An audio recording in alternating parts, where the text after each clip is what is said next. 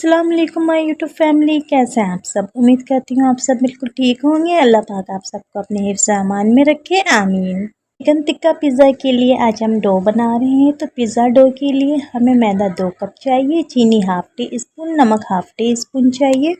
2 table spoon oil डालेंगे। नीम गर्म पानी से गूंथकर आधे से 1 घंटे के लिए राइस होने के लिए रख देंगे। जब पिज़्ज़ा डो राइस हो जाए तो पैन में इस तरह से फैला लेंगे। पिज़्ज़ा सॉस लगाएंगे।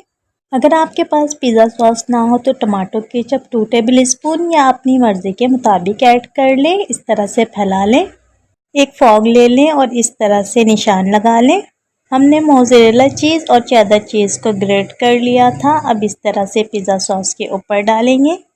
अब हम चिकन टिक्का चंक्स ऐड करेंगे। अगर आपके पास चिकन टिक्का ना हो तो दावतों में इस तरह से चिकन वगैरह काफ़ी बच जाते हैं, या रात का बचा हुआ लेफ्ट ओवर चिकन हो तो आप लोग उससे भी पिज़्ज़ा बना सकते हैं। रेड और ग्रीन शिमला मिर्च के सीड्स हमने बाहर निकाल दिए। इस तरह से जूलियन कटिंग कर ली। एक टमाटर ले लिया हमने, उसके सीड्स भी बाहर निकाल दिए, जूलियन कटिंग कर ली और इस तरह से पिज़्ज़ा के ऊपर रख देंगे और आखिर में चीज़ ऐड करेंगे। मेरे पास इस तरह से चीज़ स्लाइस में मौजूद थी तो मैंने ऐड कर दिया। अगर आपके पास ना हो तो आप लोग ग्रेट करके ऐड कर लें।